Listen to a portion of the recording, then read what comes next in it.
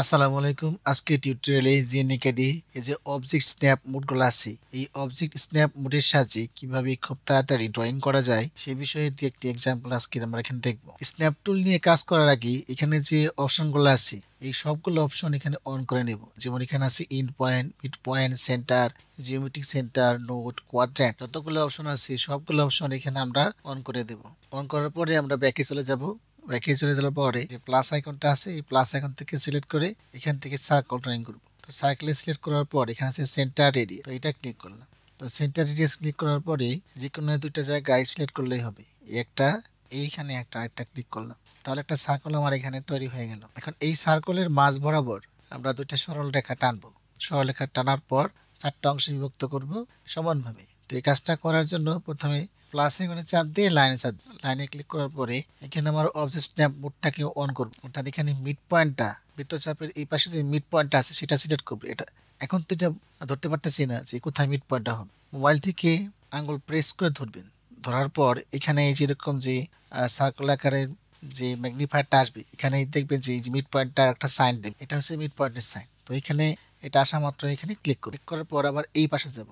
এই পাশে যে দেখবো যেখানে মিড পয়েন্টটা কোথায় আসে, তো এইখানে ম্যাগনিফায়ার ওপেন হবে। এই যে মিড পয়েন্টের যে স্ন্যাপ মোডটা আছে সেটা অন হয়ে গেছে।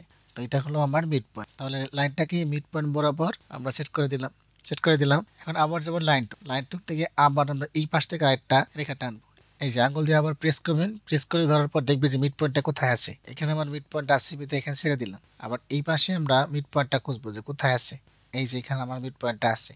ম্যাগনিফায়ার আপনাকে সিগন্যাল দিবে যে এটা মিড পয়েন্ট এখন আছে। এখানে ছেড়ে দিলাম। ছেড়ে দেওয়ার পরে কনফার্ম ইনপুট দিয়ে লাইনটাকে আমরা সেট করে দিলাম। এখানে যে চারটা এই বৃত্তটা চারটা সমান অংশে বিভক্ত হয়ে গেছে। প্রত্যেকটা অংশকে এখন আমরা হ্যাশ পয়েন্ট যুক্ত করে আলাদা আলাদা অংশে বিভক্ত করে দেব। হ্যাশ প্রয়োগ করার জন্য প্লাস আইকনে ক্লিক করব। এরপর এখানে আছে হ্যাশ, এই হ্যাশ অপশনে ক্লিক করব। হ্যাশ অপশনে ক্লিক করার পর এখানে যে সলিড ফিলটা আছে এই সলিড ফিলটা ক্লিক করব। ক্লিক করার পরে আমি এই অংশে একটা হ্যাশ প্রয়োগ করব। দেখছেন এখানে কিন্তু আমার এখন ব্ল্যাক কালার চলে আসছে। যদি হ্যাশ কালারে চেঞ্জ করতে চান তাহলে এটা ক্লিক করে এই যে আইবলের অপশনটা আছে এই আইবলের অপশন থেকে কালারটা এখানে আপনি যদি রেড দিতে চান রেড দিতে পারবেন, সাথে সাথে এটা রেড হয়ে যাবে। এই যে এখন আমার রেড হয়ে গেছে। এখন আমি এই পাশে হ্যাশ প্রয়োগ করব। আবার প্লাস আইকনে যাব, প্লাস আইকন থেকে হ্যাশ থেকে এবার আমি ড্যাশ লাইনগুলোকে অ্যাড করব। তো এই ড্যাশ লাইনটা সিলেক্ট করব। সিলেক্ট করার পর এখানে এসে একটা ক্লিক করব যে আমার এখানে হ্যাশ লাইন ড্যাশ হয়ে গেছে। আরেকটা অংশে আমি হ্যাশ প্রয়োগ করব। আরেকটা অংশে এই যে একটা ডার্ক মোডটা আছে এই ডার্ক মোডটা নিয়ে এখানে হ্যাশ প্রয়োগ করব। দেখেন এটা সিলেক্ট হয়ে গেছে।